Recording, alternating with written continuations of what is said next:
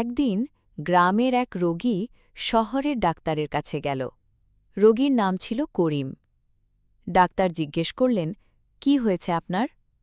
করিম বলল, ডাক্তার সাহেব, আমি যেদিন ভাত খাই সেদিন পেট ব্যথা হয়। ডাক্তার একটু চিন্তা করে বললেন, তাহলে আপনি ভাত না খেলে কেমন থাকেন? করিম বলল, তাহলে তো খুব ভালো থাকি। ডাক্তার হাসি চেপে বললেন, তাহলে ভাত খাবেন না? করিম অবাক হয়ে বলল, না ডাক্তার সাহেব, আমি ওষুধ খেতে এসেছি, পরামর্শ নিতে না। ডাক্তার এবার গম্ভীর হয়ে প্রেসক্রিপশন লিখলেন। রোগীর চিন্তাভাবনা বন্ধ করা দরকার, নইলে ওষুধেও কাজ হবে না। শেষ কথা, কখনো কখনো হাস্যকর কথাবার্তাই মানুষকে সবচেয়ে বেশি আনন্দ দেয়।